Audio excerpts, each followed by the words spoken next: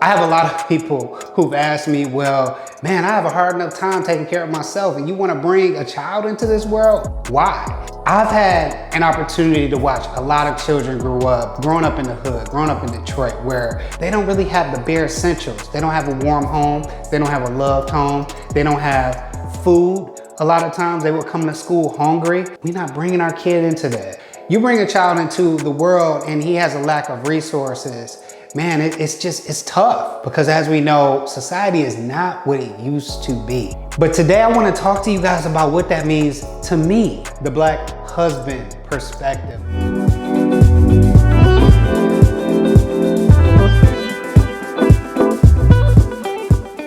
What's going on, family? We are having a baby. Man, we are both extremely excited, and man, I can't really begin to tell you what that means. This channel is a lifestyle and life skills channel to help people live life abundantly from things that I've learned going through my personal and professional life, right? And as I think about that question, I also think about some of the things that we're doing differently. We come from very modest means, both of us, me and my wife, two single parent households, both of us. And we're bringing a child into this world in a dual parent household with resources, with love, and we're able to leave a legacy. That's a big deal to us. So today I want to just talk to you guys about a couple of things that's on my mind, because I've had this question time and time again. You're about to be a father. So what does that mean to you? All right, so first, I feel like it's been a journey to get here. When I say get here, our current destination. So a lot of times I have this conversation with a lot of people that I mentor, and I talk to them about, people always see your destination, but they don't always hear or understand the journey that you've had to go through to get to your destination. And for that journey, it's been difficult, first of all, finding the right person. Finding the right person to love, that's worthy of love, that's worthy of, I should say, my love. And having an opportunity to do that and it be genuine, that's a big deal to me. Next, I think about the opportunity or the idea to be prepared. Whenever I think about a big decision, I think that my wife and I, we make big decisions quite easily. And mainly, I feel like because we just have a really good method of that. Taking the information that we have and saying, you know what, well, this is the decision we're making. We're as prepared as we're gonna get. I feel like our parents, especially my mom, did a very good job on me. I mean, executive level in Fortune 500, having an engineering degree. 8% of Black people have a master's degree. My wife being adopted, didn't have to come up through the foster system, but kind of found her way on her own. PhD, manages a clinic, and has a successful YouTube or a successful presence online.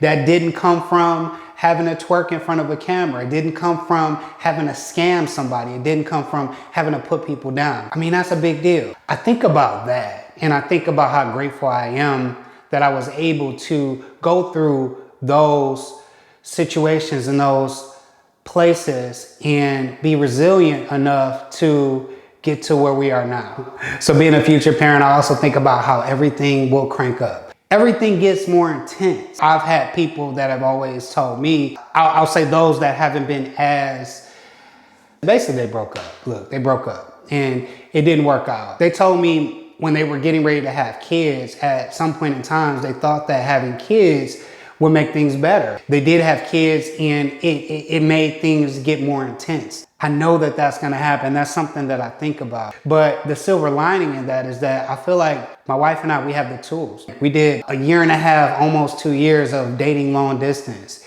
in a pandemic, when the pandemic was literally just starting, which I think is a positive thing. I also feel like it's gonna be important to continue to have balance. People would tell me, well, you know what? I know that you're getting into the gym and you're working out and things like that. You get ready to have a real relationship. You may not go to the gym as much. You may not care as much. So get ready for that. You know, get ready for having a bad back.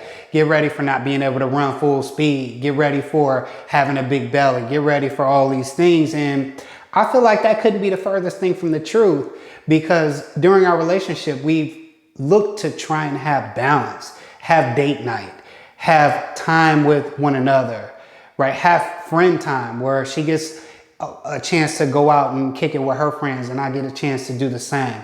Having an opportunity to travel. So I think about that opportunity to continue to have balance.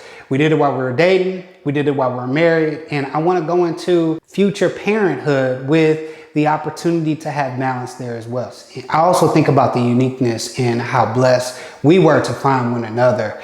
Coming in another video very soon, I'm going to give and talk more about the story of how Nina and I, we met, Dr. Nina and I met.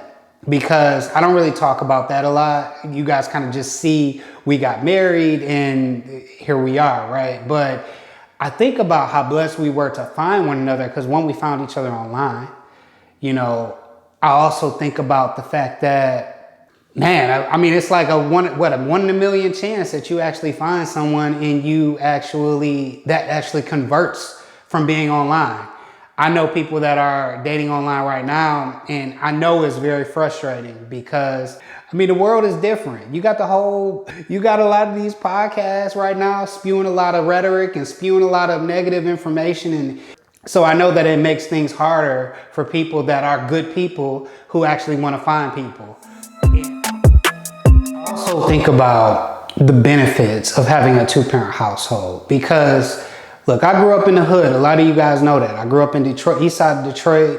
My mother probably made, I don't know, $15,000, $20,000 a year. I didn't get a chance to go on the field trips a lot of times. I had to make up a reason to my friends why I couldn't make it. I couldn't go. Having a two-parent household that you're bringing a child into that has love, that has resources, that has the need and the want for the best for them. That's a big deal because, again, growing up in a single parent home, my mother did the best she could with what she had. My dad, he kind of stepped in here or there every now and again. I look at other households that are similar to the ones that we're bringing our child into.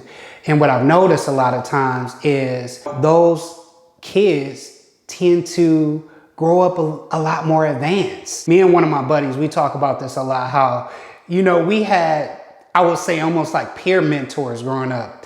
Not necessarily a mentor from someone being older than us, just happened to be a lot more advanced from a life skills perspective. Knew how to handle conflict, knew how to be organized. They were getting enough rest. They were getting enough food. Like, listen, when I was growing up, a lot of times I tell my wife, I say, look, I was hungry, and not from I'm hungry to get this money perspective.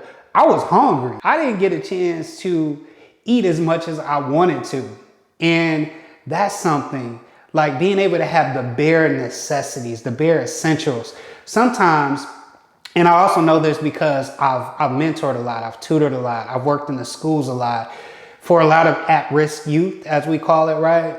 I know a lot of them tend to act up and cut up because they don't really have the bare essentials. They don't have a warm home. They don't have a loved home. They don't have food. A lot of times they will come to school hungry. We're not bringing our kid into that. You know, something else I think about is that although neither of us, me or my wife, we're not perfect and we didn't grow up perfect, we have a lot of the tools.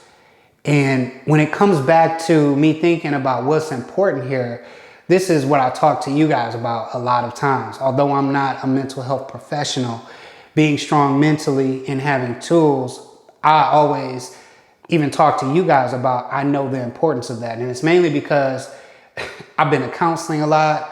I've had to go and experience life a ton. I've had to find very unique and interesting ways to be resilient.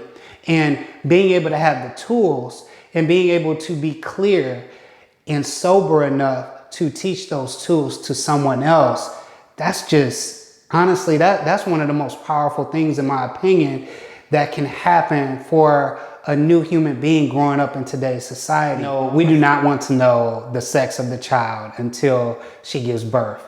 And this is for a number of reasons. I'm not going to get into it in great detail, but the main detail is that we want to we just want a healthy baby. And that's all that matters. That's all that matters right now, right? So we look forward to bringing you guys into parts of this journey. Thanks for watching. Man, I'm gonna be a dad. We love y'all and peace.